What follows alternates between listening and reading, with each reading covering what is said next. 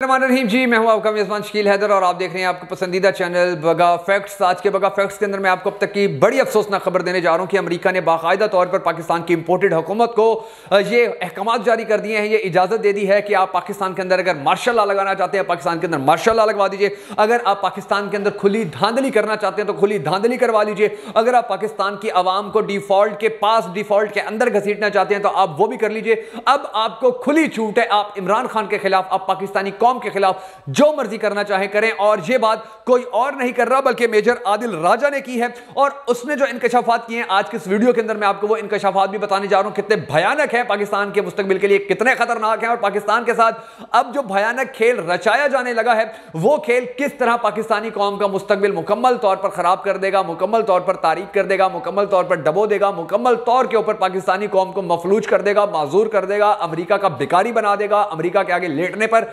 मजबूर कर देगा। हम सबको अल्लाह तबारक व तआला से दुआ कर रही है कि हमारे परवरदिगार पाकिस्तानी कौम के ऊपर, पाकिस्तान की सरजमीन के ऊपर रहम फरमा और पाकिस्तान के ऊपर से, पाकिस्तानी कौम के ऊपर से इस चोर टोले की जो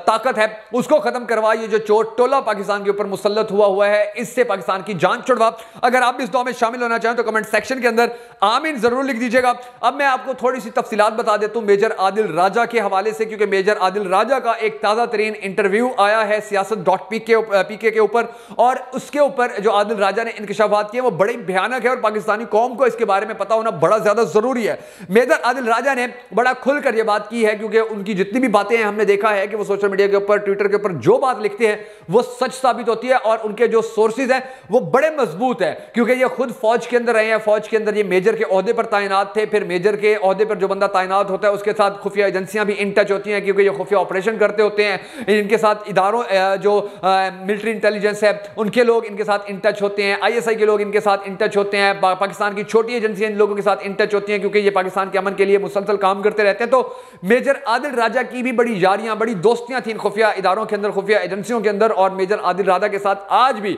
इनके जो गहरे दोस्त थे वो शाना बशाना खड़े हुए हैं और आदिल राजा को एक एक बात बता देते हैं, आदिल राजा तक एक एक इंफॉर्मेशन पहुंचाते हैं। और आदिल राजा जब उनको ट्वीट करता है, वो बातें ट्वीट करता है तो उनमें से बहुत सारे प्लान ऐसे होते हैं कि जो ये इंपोर्टेड टोला कैंसिल करने पर मजबूर हो जाता है, जो डॉक्टर बाजवा डॉक्ट्राइन का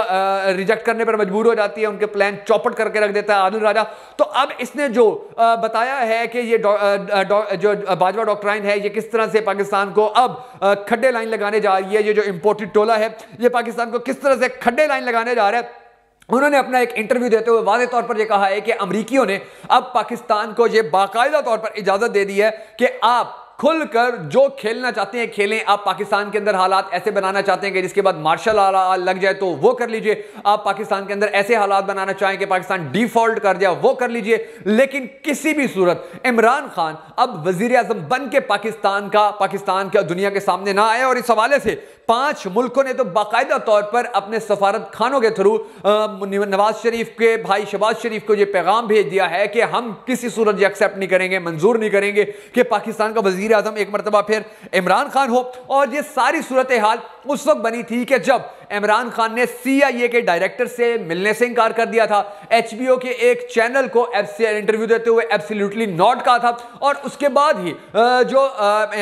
US इंटेलिजेंस है, जो अमरीकी खुफिया एजेंसियां हैं, जो अमरीका की अफवाज हैं, वो ये सोचने पर मजबूर हो गए थे, वो ये सवाल करते नजर आ रहे थे कि यार ये इमरान खान है कौन कि जो हमारी आंखों में आंखें डालने की कोशिश कर रहे हैं, जो हमारे CIA के डायरेक्टर से नहीं मिलता है, जो हमें कह देता है कि एब्सोल्युटली नॉट। तो फिर उन्होंने देखा कि ये इमरान खान कोई मामूली बंदा नहीं है, इसके साथ पूरा पाकिस्तान खड़ा हुआ है और इसको शिकस्त देने के लिए कुछ मेहनत करनी पड़ेगी, बंदे खरीदने पड़ेंगे, बाजवा डॉक्ट्राइन को इस्तेमाल में लाना पड़ेगा, नून लीग को इस्तेमाल में लाना पड़ेगा, इसके कुछ MNAs और MPs को खरीदना पड़ेगा। और इसके लिए फिर पूरा एक प्लान तरतीब दिया गया, एक पूरा ऑपरेशन रिजीम चेंज ऑपरेशन किया गया और उसके जरिए इमरान खान की हुकूमत खत्म की गई। फिर इमरान खान की हुकूमत खत्म करने के बाद आस्ता आस्ता पाकिस्तान के मुआशी हालात खराब किए गए। फिर मुआशी हालात खराब करने के बाद आस्ता आस्ता पाकिस्तान का अमन खराब किया गया। फिर अमन खराब करने के बाद आस्ता आस्ता पाकिस्तान के सियासतदानों की गंदी ऑडियोज, गंदी वीडियोज रिलीज करना शुरू कर दी। फिर उसके बाद पाकिस्तान की इंपोर्टेड हुकूमत को यह अहकाम दिए गए कि जी आपने चीन के साथ ताल्लुकात खराब करने हैं,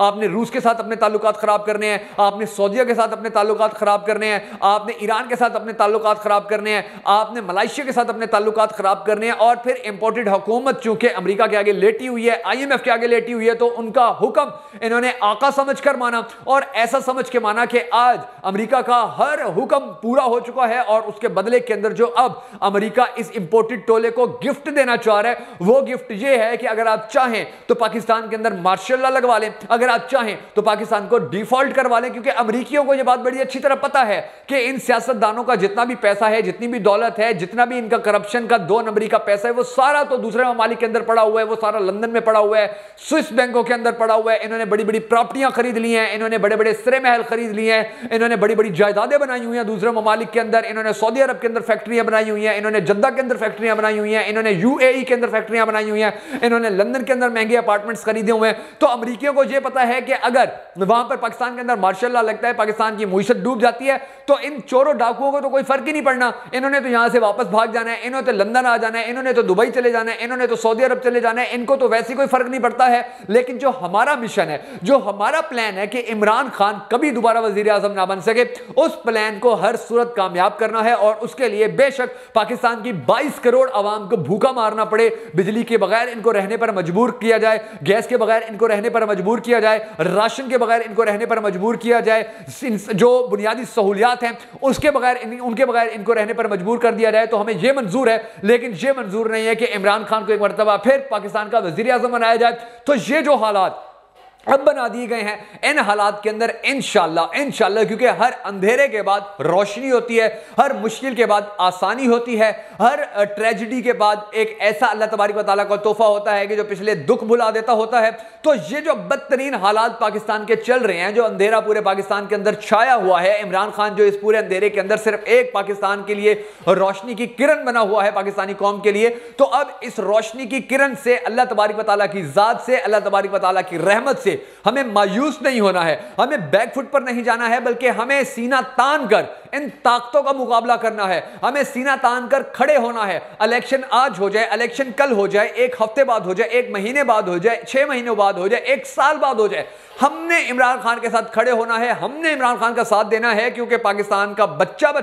पाकिस्तान का हर बुजुर्ग, पाकिस्तान की हर खातून, पाकिस्तान का हर नौजवान, पाकिस्तान का हर बुजुर्ग ये बड़ी अच्छी तरह समझ चुका है कि ये माफियाज मिलकर पाकिस्तान को आज तक लूटते आए हैं, मुस्तकबिल में भी ये पाकिस्तान को लूटेंगे। तो हमने इनका साथ तो कभी देना नहीं है, हमने इनके साथ तो कभी खड़े नहीं होना, हमने खड़े होना है इमरान खान के साथ। और इंशाल्लाह ये जो एक इनकलाब आने वाला है, पुरअमन इनकलाब पाकिस्तान के अंदर, क्योंकि अब पाकिस्तान की आवाम का जो सब्र का पैमाना है वो लबरेज हो चुका है, तो इंशाल्लाह आप देखेंगे कि आने वाले वक्त के अंदर ये जो इनकलाब आएगा, ये इनकलाब पाकिस्तान के लिए ऐसा साबित होगा कि इसके बाद पाकिस्तान के अंदर खुशहाली ही खुशहाली आ जाएगी। इंशाल्लाह पाकिस्तान को लूटने वाले, पाकिस्तान को खसूटने वाले अपने बदतरीन अंजाम तक जरूर पहुंच जाएंगे।